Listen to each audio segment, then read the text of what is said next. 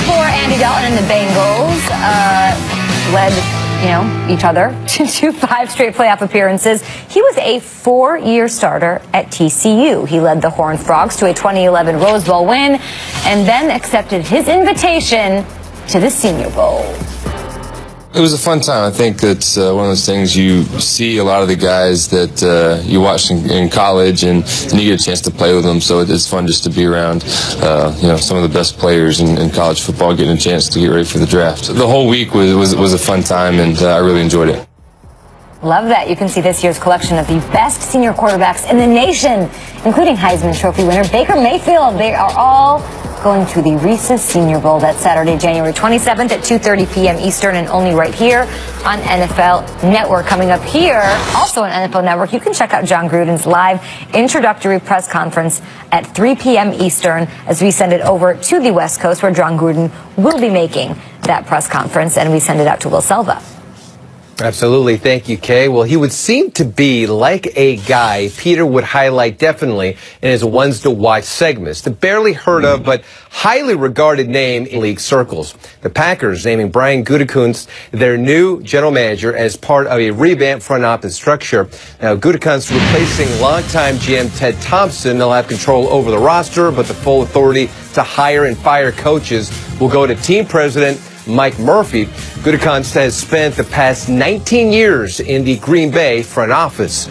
Meanwhile, the Vikings hosting the Saints in the throwdown round on Sunday. New Orleans is obviously used to playing in a dome, but they're venturing into Skol Vikings territory. Head coach Mike Zimmer is counting on the fans in attendance to help disrupt Drew Brees and company. I think they understand the magnitude of, where we're at in the playoffs, and, New Orleans is a heck of a football team. But I really think being able to play at U.S. Bank Stadium with our fans and the crowd noise and, Brees trying to change the protections and the audibles he makes at the line of scrimmage, I think that will play well into our hands. On the topic of Vikings fans, this is a great story. The team hooking up fan Millie Wall for her 100th birthday, surprising her with tickets to Sunday's game against New Orleans. Her family there to record the moment when she got the good news. It will be the first playoff game she's ever attended. Wow. Millie has been a fan of the team since their inception in 1961 and will turn 100 later this year. Unbelievable. I hope, like, for us, 100 years from now, we're talking about MC Shredder and No Joking in Hoboken. I mean, I hope that we're talking about these things. Yeah, that's it. Millie, big Bud Grant fan. Love the Purple People Eaters. Old school. Millie, That's right. Millie goes back with the Vikings. I love Millie. Way back. Millie way back. Millie rock. I feel like she's winning the week. Yeah. But who won the year? Yeah. That is the question. Every week, of course, we ask and we look back on who won that given week. And today we've got a little bit of a twist for you out there, and you can play along at home at #GMFB. We're going to look back at the top plays from each of the divisional round participants in the AFC, and we will ask who won the entire year. Oh. Y'all ready for this? Yeah, let's go, Baron. Y'all ready for this? Let's start with the Patriots, right? Week 3, they're hosting the Texans. There are 30 seconds left in this one. We know this play. We love this play. Ciao, Drag Swag. Brandon Cooks. This is an amazing. The context here was this. The Patriots had just had a rough start to the season. Everyone was starting to write them off and do the questions, and they needed this play, and it's the perfect catch. Remember the quarterback of the other team that day?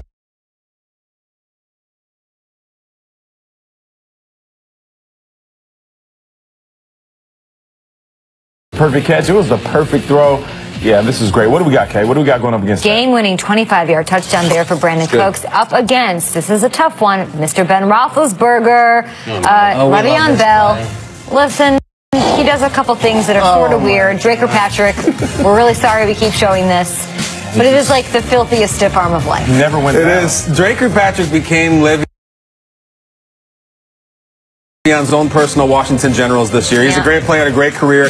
This thing had a 3-week run on Angry Runs. I'm picking this division rivalry, all that stuff. Le'Veon's so nasty. I picked this over Brandon Cooks. Filth over finesse. I'm going with the touchdown. This was the game winner. Like, you talking about when Dre touched down to the ground in the center of the earth? Which touchdown? Touchdown and bounce right back up. I'm going with the Cooks touchdown. I'm going with the Le'Veon Bell. My man. Oh! He bounces Dre Kirkpatrick, one of the better defensive backs in the league, like a basketball. And keeps on running. I'm going, and although Dre's tied one last night, so he's probably... Yeah. Oh, that's big. Roll Tide.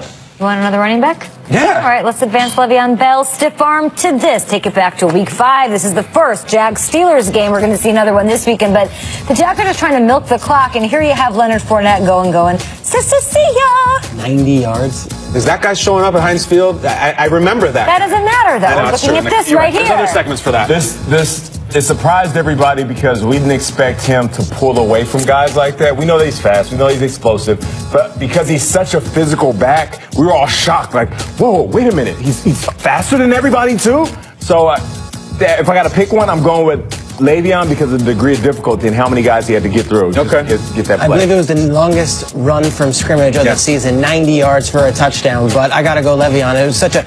I've seen long runs before. Right. I've seen long runs. And that's fine. That could be a breakdown in the defense. But Le'Veon Bell taking a grown man and throwing him to the center of the earth is pretty amazing. I think Dre Kirkpatrick wins because of how he bounced back up. You're right. And you've always had his back on that. I will say this quickly, Peter. I know as a hard hat guy like you appreciate the O-line. The O-line is the real star of that Fournette play. He doesn't touch. He runs a straight line, lets his track me. So I'm going with Le'Veon and Dre Kirkpatrick.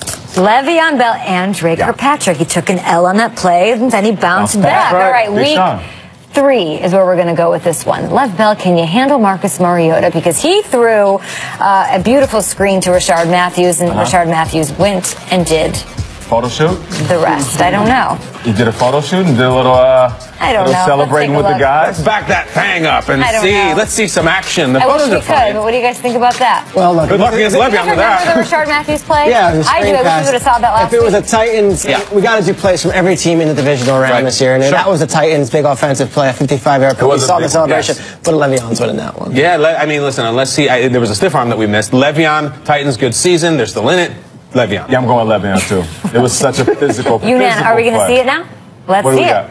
Come on now, Rashad. Let's see it. Here we go. Here we go. Marcus Mariota. And it was good because it was a screenplay. Screenplays usually don't go the distance. But even with that said, I mean, he had to kind of hurdle the guy at the very beginning, and then he made a few moves at the end. But I'm going with pretty nice. Anybody want to retract? It's a great play. There were some hogs there at the end that he juked out there. That was Cam and everything. Kay, you always say under-promise, over-deliver. Yes. We over-promised on this play, so I'm going to stick with Le'Veon and Dre. I feel you on that. All right, last one here. We will advance Le'Veon Bell up to Week 15. Patriots-Steelers. That is his opponent with Ben Roethlisberger passing, trying to pass into the end zone. It's a Patriots play. It's a big play. I don't know if it's a great play for anyone. I mean, Patriots got 2 plays. It seals the deal for New England. It's Duron Harmon. But it might have been the play of the year, but Peter, if you're Captain Context, this is down the seat for you. I certainly don't consider it a highlight, though. For the Pats, it is. It is, yeah. It's a game. This got them home field. That's why they're at home this week. It was an amazing play. It shifted the entire context of our playoff picture, because if they win this game, the Steelers most likely are home field advantage. That's context, Trey. I know. I think we'll see that play for 50 years if the Patriots go on to beat the Steelers in the AFC. What do you got? Le'Veon. We'll see. I hope we see that play for 500 years. Le'Veon. I always try to go purely on aesthetics and the play itself. That fake spike was a sloppy mess where people were denying blame and everything and saying he did. Le'Veon, this is just football. That's just bang. Okay, I give credits to the Pats because we jumped on TV and said, what is Big Ben doing? Yeah. I can't believe it. And nobody talked about the fact that the Pats made the right play. I sound like the Kimmy with Tumble. But listen, I feel like you don't give the Pats credit for making the right play at the right time. We just brushed it under the rug and said, Big Ben made a mistake. How about they were ready, stepped up and made the right play? I'm going Lev. I'm going Lev. He's mid-stride. He takes a grown man and throws his face down. Yeah. Let's redeem ourselves and give Big Ben a little love here. We're showing that brutal interception to Duron Harmon. Let's talk about something good that Big Ben did and had Antonio Brown to do it. There's 17 seconds to go in the fourth quarter. The game is tied, and it's a beautiful, swaggy, disgustingly amazing. This is all cover 2. I still don't believe he got in, and yet I know he did. Every time I watch him, I'm like, oh, he's not in. There's no way he's in. Everyone thought they were just going to go to overtime. There's 17 seconds left. he makes this play, they make one more play, and then Boswell wins the game. Do the right thing, guys. Do the right thing. But the simple fact that there's two guys around him, the defense was told, do not let Antonio Brown get the ball. And Antonio Brown got the ball. Unbelievable. I'm going with Pick a Steeler. Any Steeler. Yeah, I'm going with Antonio Brown. Nate, I've seen you do 500 toe drag swags. They're all beautiful. I don't know if I've ever seen an angry run like Le'Veon's. I'm sticking with 26 over his teammate. This is like segment V segment. It kind of is. This Peter, is like do a deep dive. It is. I'll do a What the deep dive. GM? You're the rubber match here. Todd Haley. I'm going to go with Le'Veon. Oh! Peter's on the train. I could watch it so many times in a row. And Antonio Brown against the Titans had one that he caught one off his helmet. Against the Ravens, he had another toe drag. Right. Antonio Brown, we could do a 3-hour special on Antonio Brown highlights. We could. Peter, what do you say? It's a grown man taking another grown man and throwing him down? Le'Veon Bell took Dre Kirkpatrick, who has a family, a life. He makes millions of dollars. He's got an occupation. A grown man. His name, the Kirkpatrick name, goes back decades and generations. And he took it and he threw it to the middle of the earth. That's pretty unique. It's like Peter at Newark Airport. Yes. That's you. I've seen Peter do that exact same move. Or any hotel lobby. His team won last night, though. What do you mean no upgrade? They did. Alabama won. No upgrade. Do you guys remember way back in Week 9? It was Jags and Bengals. Jags receiver, Jadon Mickens, fields the punt. Oh, yeah. And he takes it way back for the score. This was after living in his car. This is also Wait for it. the Bengals. It's still running as we're talking. And then the finishing move. That's some context. Jadon, University of Washington. We did a story on him earlier this year. He was living in his car during training camp because he wasn't sure he was going to make the team. Yeah. What an awesome punt return. Le'Veon Bell takes a grown man. I'm trying. He takes a grown man. When Peter's at the airport, he starts talking about his status, whatever status he has, that's when you know it's about to come off the rails. I got platinum. I got double platinum. He gets so angry. He does the Le'Veon. I'm going to go with Le'Veon. I'm going Le'Veon, too. I've been with Trigger at the airport. He goes Are you off. kidding me? I have nothing but just kindness in the airport. No, you've been good lately. We made a Ever since Melo got miserable here. time at the airport. A great We time. had a great time. Great time. In a bad picture, but when you don't get your way, and rightfully so, I lean to you, man. You're my guy. You're the quarterback. Shout out to Mitchell and Ness. So you guys are really gonna have Lev Bell here, right? Everybody? That's my guy. I can't I'll speak go for with these two. Yeah, I'll go with Lev. All right, so we're gonna do this then. Oh, no. We're gonna One more? skip the Okay. next few, and I'm gonna put here. Hold on, I'm gonna make a little adjustment here. Talk to my people in the booth. All right, I'm going to put stiff arm on stiff arm crime a little bit here. Let's go Le'Veon up against Marcus Mariota, who you guys are enamored with here at the breakfast table. You guys think he's a different man. He's shown a different side of himself. He's angry, and he certainly does in this Week 17 regular season finale.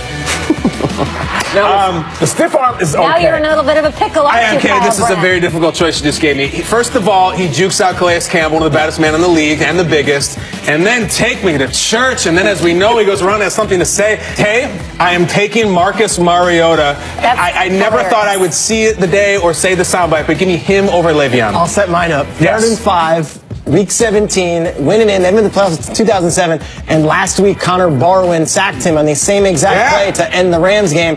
Instead, he stiff arms Barry Church and then looks back at him to give him a little bit of that extra sauce. Something I've never seen from Mariota.